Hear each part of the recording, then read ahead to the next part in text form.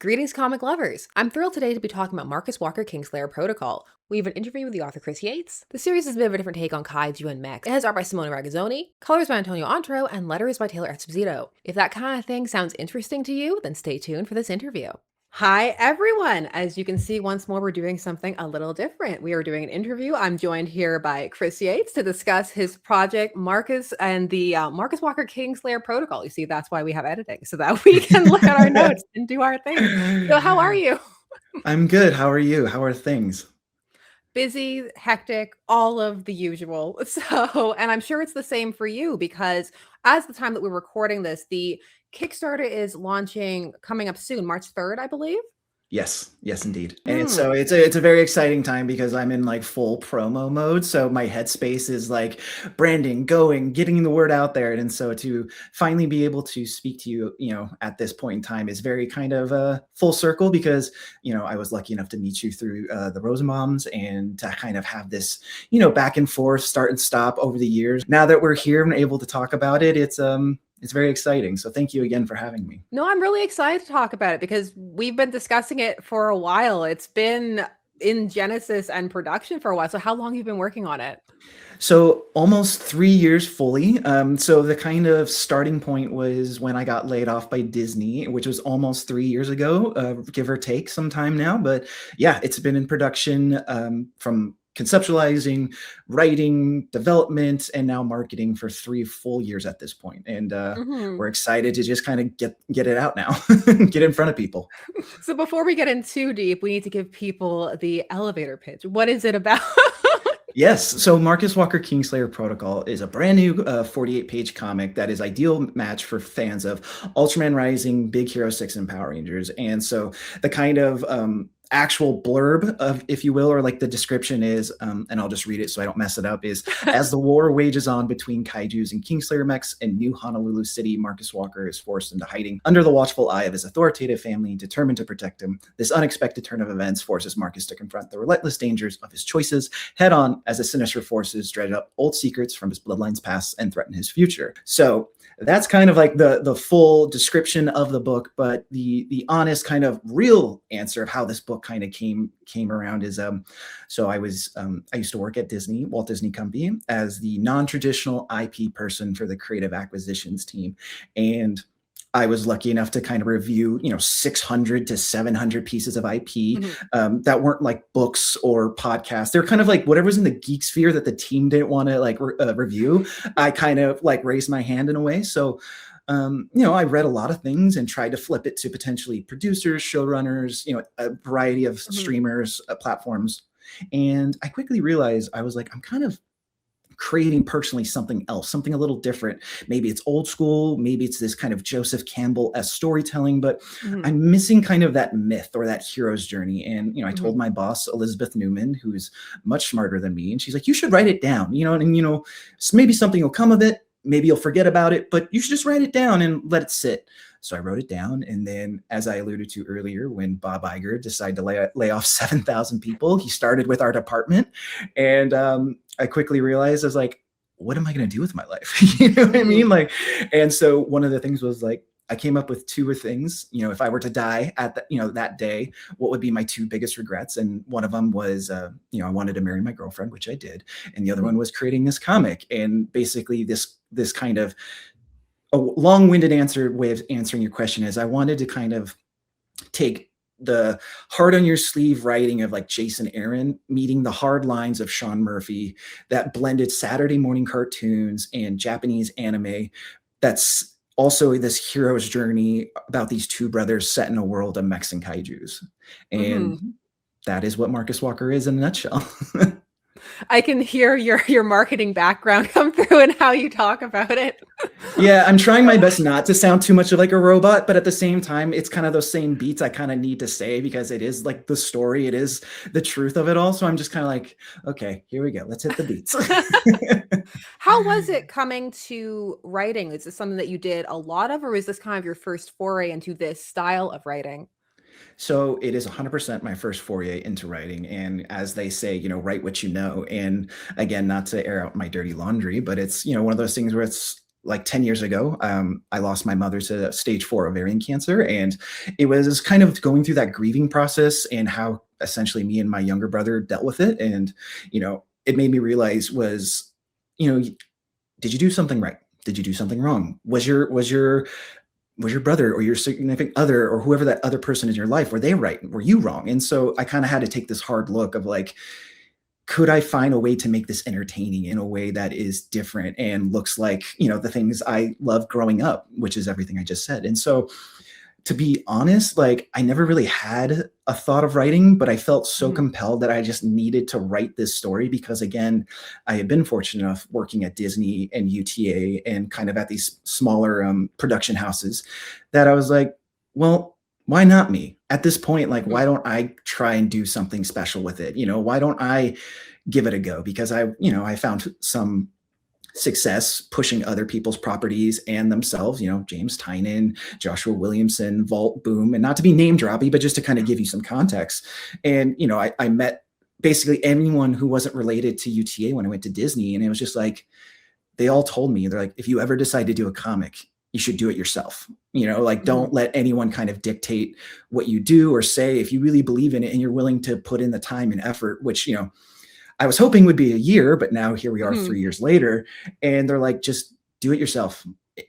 Put it on credit cards, find ways, make deals, do whatever it is you can to try and make this thing come a reality. So I just essentially took it one day at a time. It's like, okay, what is like Scott Snyder said on his Substack? What is Jim Zub said on his website? What are kind of all the nuggets I've learned throughout the years, and how can I essentially apply it to my comic? And yes, I am the first time creator in this regard, but everyone else on my team is vets in every sense of the word. So for me, it was scary and nerve wracking. And it's like, I always gravitated toward the stories where it felt like the creative team was just putting it all on display, warts and all. And so that's exactly what I did. Some pages in Marcus Walker are pages straight out of my diary. And some of these scenes are straight out of Simone's life. And we really wanted to make sure that the characters were up and center, you know what I mean, at the front, because yes, we love the big bombastic kinetic energy that is giant robots and monsters fighting,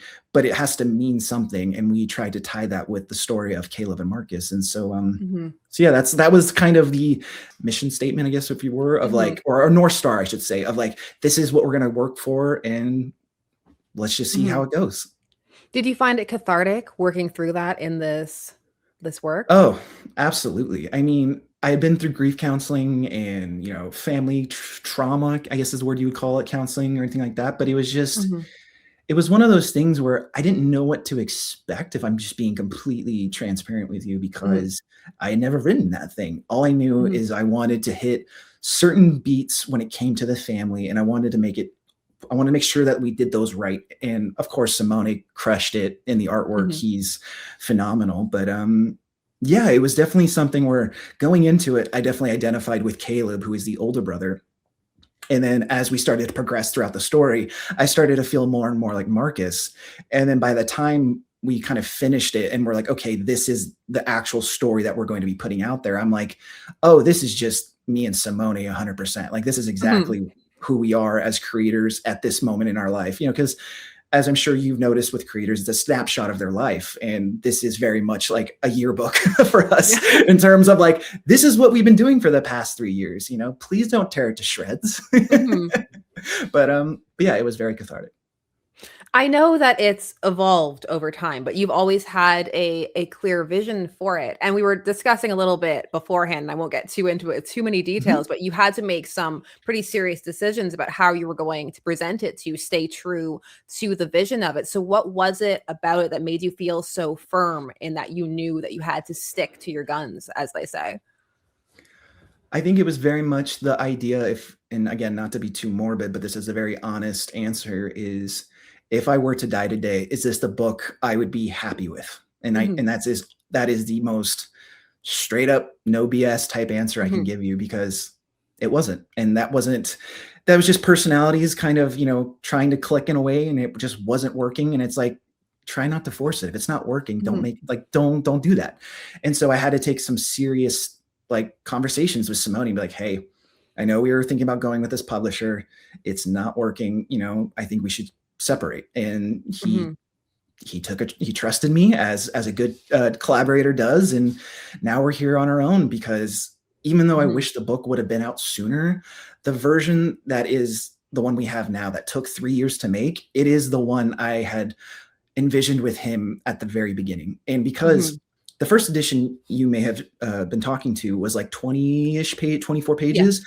This version is 48. So what we did is we had originally written it as a 12-issue kind of decompressed style storytelling.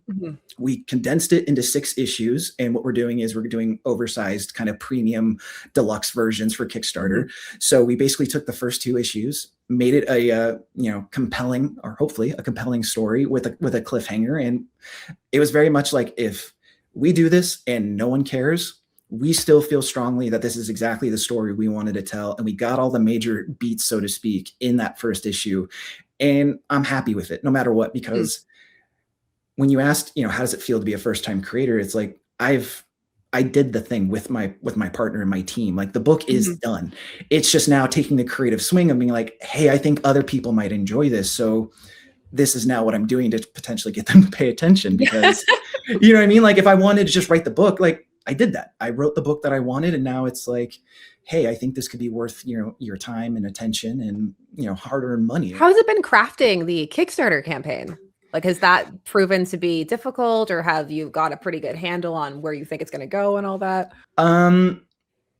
I don't know where it's going to go, if I'm being honest, because I'm the first-time creator. I mean, we have a lot of people in our corner, and that was intentionally so, because, again, I understand everyone's kind of attention spans are splintered in a million different directions. They have families, they have video games, they have board games.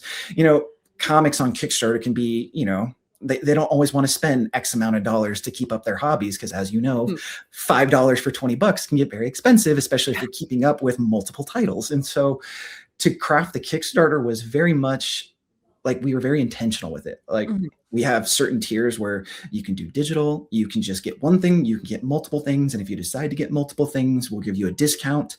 And if you want to really get on the ground floor, as they say, if you want kind of like all the covers, again, we're only doing 5, but if you want all of them, we'll give you a bigger discount. And if you're like, hey, I love Simone's art, I've never heard of him, could I get something commissioned? We're going to do commissions. We're even going to do, some original pages, and Simone's going to offer a cover. And so I think there was even a higher bar, because, during that time, since we've kind of been talking, I've helped other creators, Keith Aram at PCB, Sia Oyam with her Neo Wonderland, and Adam Lawson with Mad Dog Morgan. And I kind of realized in like executing, what worked, what didn't, how could we change? And so I think for me personally, it's been almost like, is this up to my level of, my standard, so to speak? Is this what I think is professional enough? Because again, I try to keep the reader in mind, to be like, can they trust us? Obviously you don't want to be too polished where it feels like it's, like, you're like, this feels weird.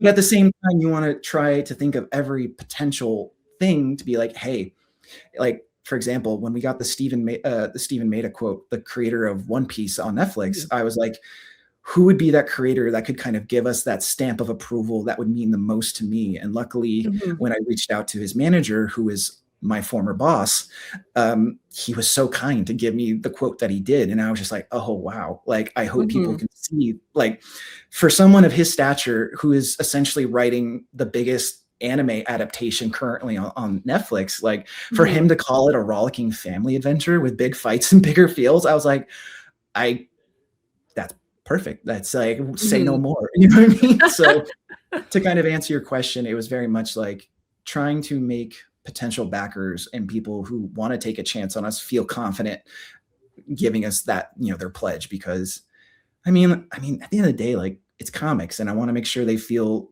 thought of and taken care of, because, again, not to throw shade at anybody else, but sometimes Kickstarters and creators don't always think about them, or they're like, hey, I'm going to put this thing behind a paywall, or this, that, and the other. And again, you got to make your own dollar, and everyone's like that. But as a first-time creator, I felt like I just had to be very thoughtful and intentional with everything we put out there. Has there been a kind of fun element to being on this other side of it? I mean, on top of, the stresses and stuff that come with it?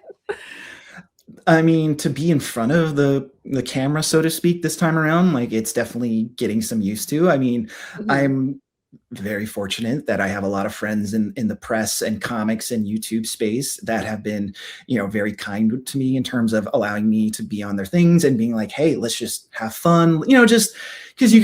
you can very much get in your own head and be like, oh my God, it's going to be on this thing or it's going to do that. And, you can kind of have that exposure awareness. And so Mhm.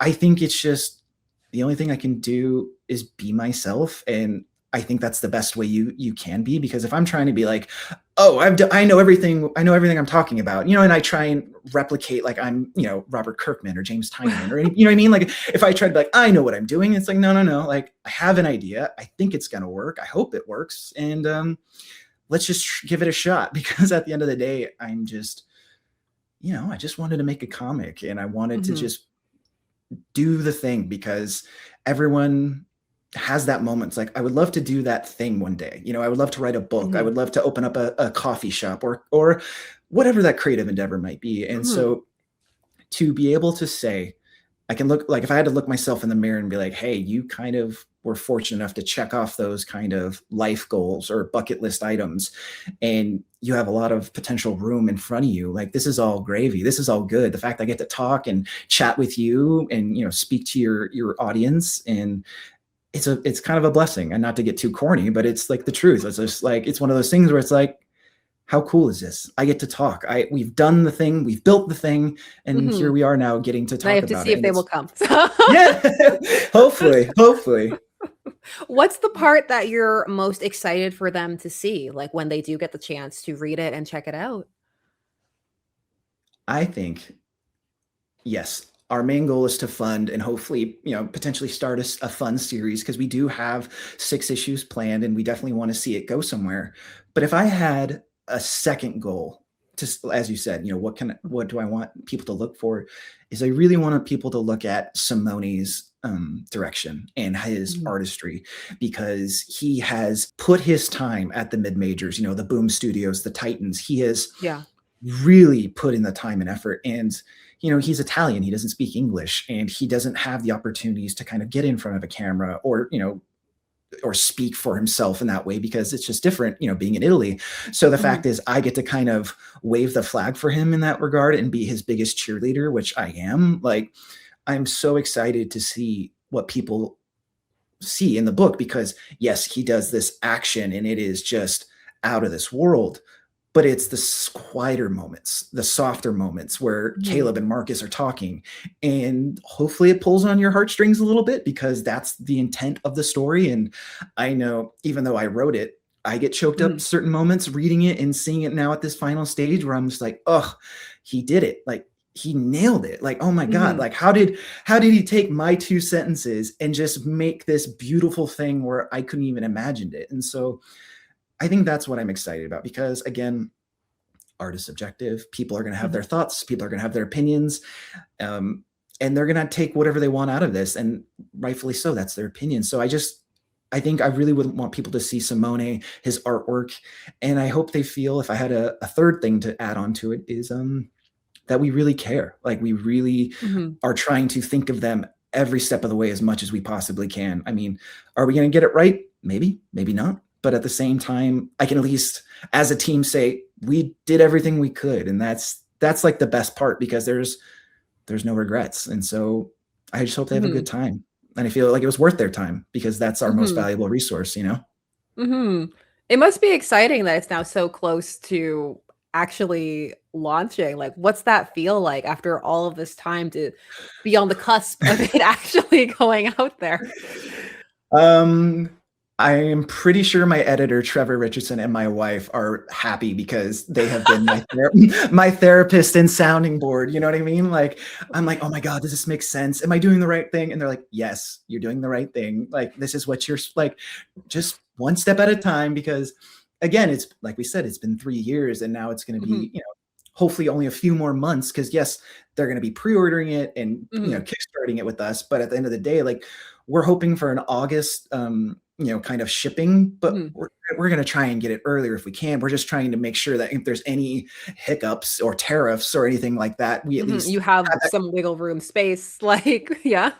I'd rather be early than late. And again, that's no shade to anybody else, but I mean, I've backed enough Kickstarters. I think I've had 107 at this point, and I'd say at least a third of them are always late. And again, I understand that's not always in their control, but at the Mhm. same time, we just want to be like, hey, we're gonna say August, but we're gonna shoot for earlier if we can, because if it all works out and people respond to it in a positive way, I mean, who's to say we don't kick up volume 2 or Marcus Walker Kingslayer Protocol number 2 in Mhm. November or sometime at the end of the year when it makes sense, because I mean, that's why we're doing this, right? To hopefully launch a book and make it into something that can sit on our shelves. Have you told the complete story as it stands in what you've done, or do you feel like you could keep going? Is this the universe that you could now live in and expand? Yes, I think the story we wanted to tell first, like coming out of the gate with the family and Marcus, is exactly what we wanted to do. And so Mhm. it does leave on a cliffhanger. So, you're gonna hopefully be like, oh, what happens next? But yeah, it is exactly the story we want to tell, and it Mhm. slowly builds into something bigger. If we're able to do the second volume, it's definitely going to Mhm. focus more on the other team members of the Kingslayer Protocol and kind of how they interact in this world. Because I mean, I don't want to spoil it, so I'll leave it at that. But then if we're able to go there and then get to a third one, then how we planned it then kind of opens it up to a whole new Mhm. realm of possibilities, that it's like, okay, some people love maybe, the horror elements we maybe put in, or maybe they want more of the Kingslayers, maybe they want more of the kaijus, maybe they want more of our villain that we haven't revealed yet, or maybe Mhm. they want more of backstory. It's just like, you Mhm. tell us kind of a thing, because very much how we're running our Kickstarter is like, I'm not doing we're not doing keychains, we're not doing foils, we're not doing medals, because I don't buy those and I can't ask other people to buy things I wouldn't buy. So it's Mhm. like, hey, you love this. We have an idea of where we're going, but it's more of like a roadmap and not a blueprint. So if you want more of this, maybe we could potentially tweak it. Or when we start writing that next arc that Mhm. hasn't been written yet, we can at least take those things into consideration. And I mean, we don't want the fan base to dictate, or readers to dictate it, but we definitely have like, let's just kind of see what people say, and then we'll take it from there. Mhm. I know that you've said that you wanted this to be more of a family-focused story that's centered in a world where, like, kaijus, mechs, all those things are in existence, but they're not the focus. But since they're there and that genre has so many just, iconic kind of precedents, how do you keep it fresh? Like, what are some new things that you felt that you were bringing to it? Great question. And I mean, the obvious ones, there's the Gundams, the Evangelions, I mean, Mhm. even Transformers to an extent, Power Rangers, there's 1,000. I'm probably even missing some. Someone's like, what about this one? And I'm like, yeah, you know what I mean? There's always something you missed.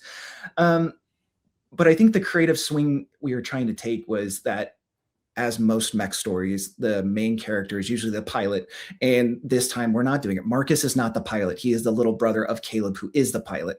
And Marcus isn't necessarily always the hero of his journey, because he is very much in a world where he doesn't always feel like he's in control of it. I mean, it's insane to see how timely the world is, as we feel like it potentially is collapsing around us. And we wrote a story where this young man feels like this world, or new Honolulu city, is crashing down around him. And so we just wanted to take that creative swing, because I mean, you've seen everything when it comes to mechs and kaijus. And so we're just like, how could you write a story where the hero, or our main character, isn't necessarily the hero or even the pilot? And so that's kind of the world we're building. For example, one of the unique things we did was, we're figuring, okay, if people are going to be living this life, they have to go do things, they have to have Mhm. hobbies, passions. And so one of the things was, I mean, I don't want to date myself or anything, but like, I used to go to emo night and go to clubs and stuff like that. And Mhm. so I told Simone, I'm like, hey man, we should do a thing called the K rave, where people just dress up like kaijus or mechs and just let their freak flag fly, so to speak. Mhm. And I put it as K rave and K dash rave, and then how he drew it, he wrote it as crave.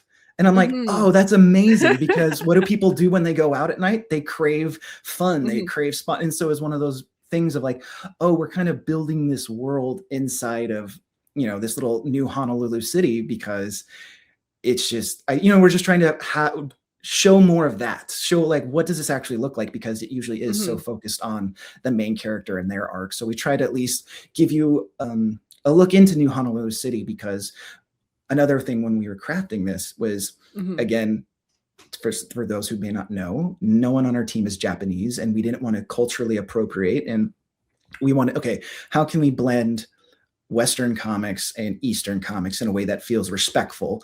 And someone said something once of Hawaii is America's version of Japan. And that kind of always stuck with me. So it's Mhm. like, oh, that could be a nice way where we can blend it, where it feels respectful and Mhm. natural. And we can just have all of these characters be themselves. And plus, outside of Lilo and Stitch, we haven't really seen too many stories where Hawaii is centered as kind of this, prolific city, and is just growing in a real way. So that was kind of how we did a little different, I hope. Was it interesting to kind of see it evolve and coalesce through your collaborators, just the process of the way things bounced off of each other? And was there anything else from anybody else where it went in a different direction than you were expecting?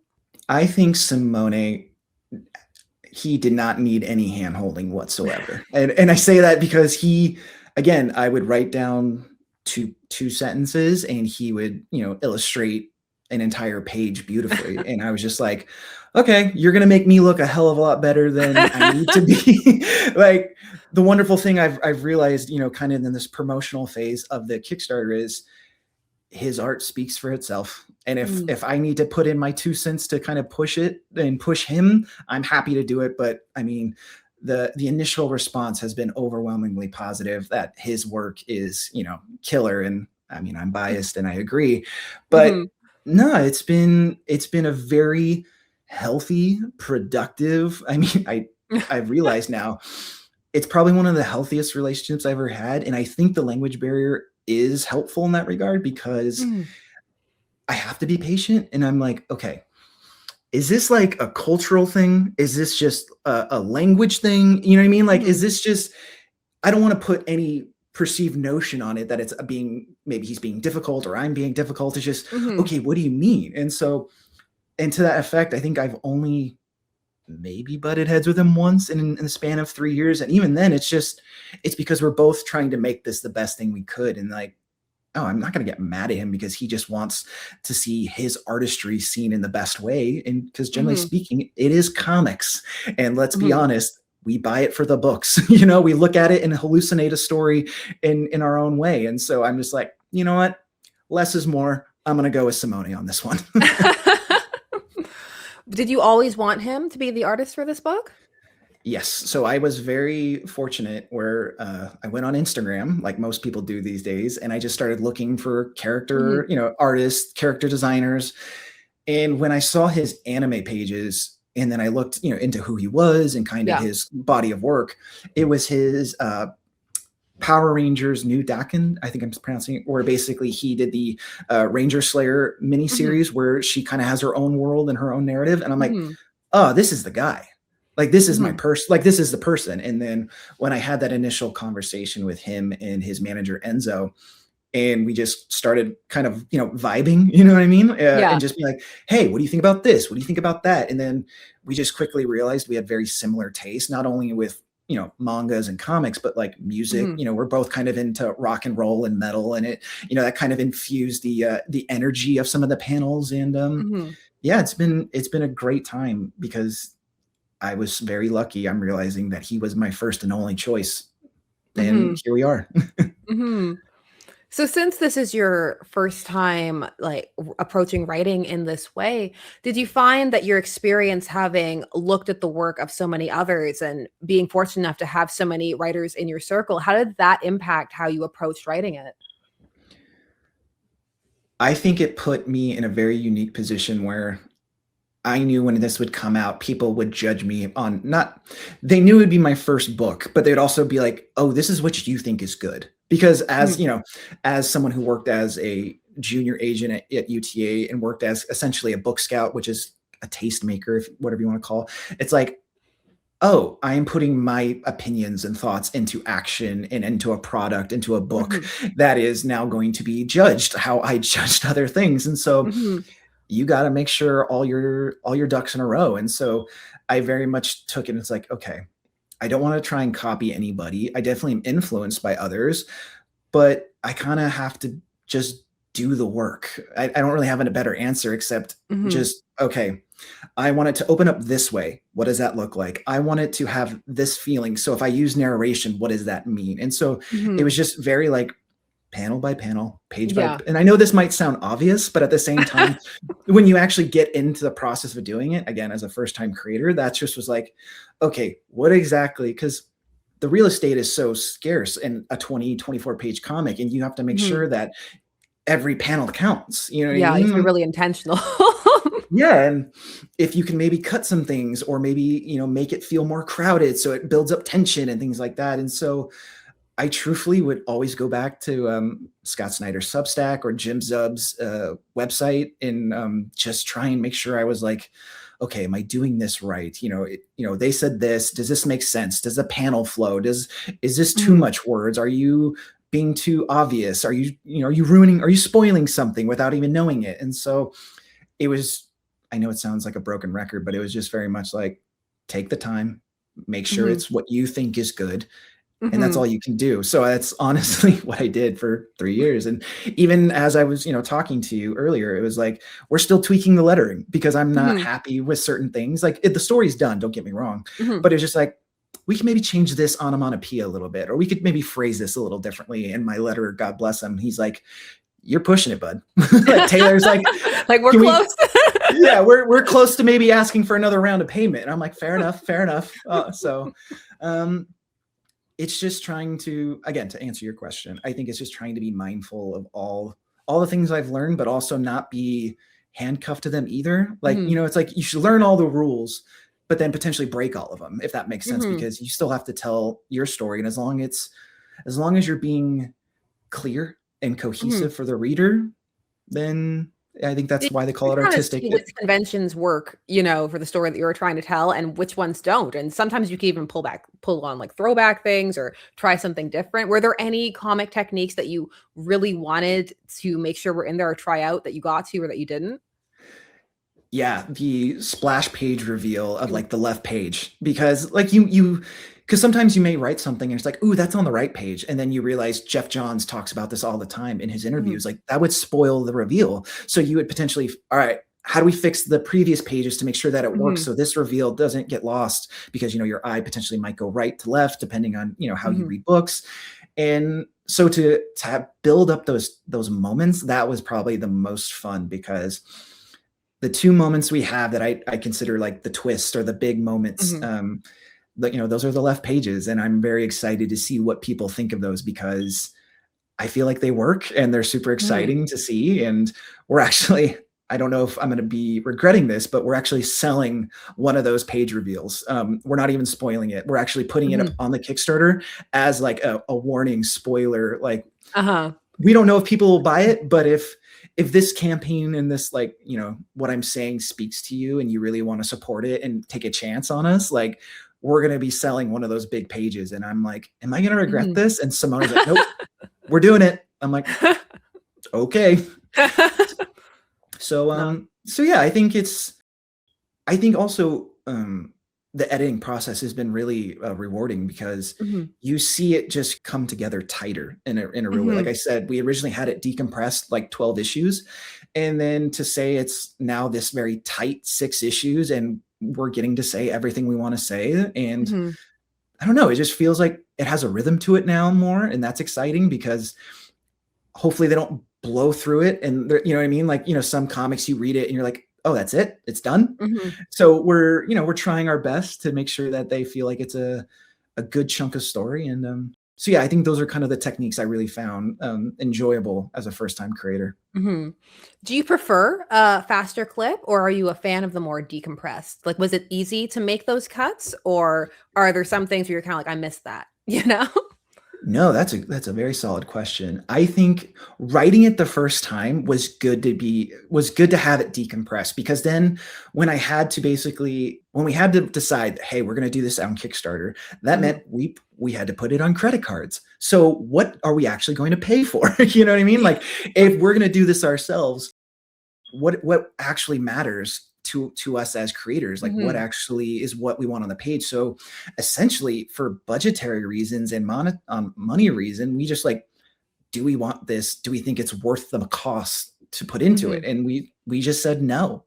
Like, one page I remember specifically, so the page where Marcus, and it's going to be on the Kickstarter, Mhm. um, of him going to the Crave. That was originally like maybe 6 pages, and it was more Mhm. like very moody and very kind of like him going through this kind of ethereal like headspace. But then we quickly realized, like, nope, we got to just condense this thing into something that is quick and gets to the point, because we want to make sure that people see, the giant Mhm. monsters and mechs fighting, so to speak. So I think what was cut for a good reason. Like, there's a Mhm. reason why we left there, because if it actually had substance, we would have found a way to have saved it, if that makes Yeah. sense. Mhm. It makes you like I really like the editing process because it makes you see what you really care about, and it really makes you examine your work in a different light, and sometimes things that you thought were great the first time through, you're like, "Oh, actually, that's not that funny," or, "That's not as, like, clever or deep as I thought it was," and it can actually go, and it's really interesting to give the work a second pass and see. I feel like it really intensifies the elements that you really care about. Yes, I 100% agree, because it's like, I think Simone's art can do better. Like, I don't need to, like, do I need to say this thing, or is his work enough? And 9 times out of 10, his art was enough. You know what I mean? Mine is just Mhm. trying to help guide the reader into the story and through it, as just to kind of be additive. And yes, again, we want to make sure people fall in love with the cast of characters, but it very much was just the actual, like, building the comic. It was like, oh, Simone's work speaks, like, it does all the heavy lifting. I don't need to make it convoluted and filled with panels. And also, and this is, I don't know if he'll get mad at me for saying this, but I'll say it anyways. There'd be like, sometimes he's like, there's too many balloons on this page. And I'm like, he's like, it makes it feel like the art doesn't is unsuccessful. And I'm like, Mm. fair point. That is a fair Mhm. point. So I'm like, okay, so I'll just edit this, condense this, maybe rephrase it a little bit, and then he'd be like, perfecto, as he would say. Yeah. And I'm like, okay, cool. Like, cause it is a back and forth. And again, comics is a visual medium, as you know. So it's like, all right, Mhm. I want to make sure he's happy, because if he's happy, then I'm happy. So Well, it's creating that balance and that flow, and lettering is so important. I feel it's one of those unsung, like, moments, but I'm like, "No," because, like, where you place them and how big they are and all of those it makes a huge difference. It can be an entirely different book, based on those things. I mean, it's the what audio is to movies and TV, Mhm. lettering is to comics, because I mean, art can be anything you want it to be. And, it could be grainy footage, but if the sound is terrible, you're not going to watch it, because it's hard to kind of digest. So I Mhm. feel like if the lettering is, poor or lesser than, you're not going to take it seriously, because it just doesn't come across as professional. So luckily Taylor's been Mhm. fantastic in that regard. And to see how Simone, because the funny thing is that Simone would draw some of the sound effects in some of the Mhm. pages, and Taylor's like, "Do you want me to like add to this, or like do you want me to just leave it be?" And I'm like, "Yeah, just let Simone riff." He's like, "Well, why doesn't he just do like all the onomatopoeias at this point?" And it's just like it's a friendly dialogue, but I'm just like, Mhm. I don't know, man. Like, he's a fun Italian kind of guy, and he likes to do things on his own drum, to the beat of his own drum. And so I'm just like, if he wants to do his own onomatopoeias and wants you to do the other half, then as long as you're cool with it, I'm cool with it. And so luckily Taylor's been very patient with us, and understanding, and I think it's all the better for it, because like you said, it definitely makes it feel cohesive. Yeah, it's one of those elements where if it's done well, people tend not to notice. Like, some people will, but in general, it's just kind of something that goes unseen. But if it's not done well, then it's all of a sudden something that people will really fixate on. Like, sound is a great example. They even say when you're starting out in any kind of content production and people ask you, they're like, camera or mic? And everybody's always like, mic. Go with, like, good mic. Absolutely. And then also you just made me think of something. When you see the words actually in the balloons and you're just like, "Ooh, Mhm. that's clunky." I know we were talking about that earlier, but it was just like, "Ooh, that just doesn't look good on a page," because, they Mhm. kind of have to have like a honeycomb effect to the balloons usually. And Mhm. you're like, this really long word kind of throws off the cadence of this entire balloon. Is there anything we can, retool to make it feel a Mhm. little tighter or make it flow a little bit better?" So that was kind of a unique experience to see it firsthand, because you're like, yeah, we're just gonna cut it. Yeah, the kind of We're just we're visual poetry of it, because it's like the way you read it in your mind is different than the way you say it out loud, and it's different than the way you see it. So it's like all of those elements need to, come together. And it's just a really exciting, unique, I think, element to the comic book medium. Absolutely. I couldn't agree more with you. Well, I want to thank you for, taking time to discuss this with us. And is there anything that we haven't touched upon that you want to hit before we head out? No, I'm just thank you for giving me a moment to talk about, my Kickstarter with your audience. This has been wonderful and very exciting. I'm very grateful because I'm sure you get inundated with requests and, people wanting to potentially come on the channel. So for you to share that with me, I'm just very grateful. And, I appreciate you being open-minded throughout this whole process of like, hey, we're going to do it this date or not, or, it got pushed or got delayed. So again, I just want to say it on the video. Thank you very much. I'm very grateful. And that the team and I are very grateful that you gave us this opportunity. So thank you. Well, thank you. And I'm excited for everybody to get the chance to check it out. I will have all of the links and all of that good stuff down below. And again, thank you for your time. Absolutely. Until next time. Yes.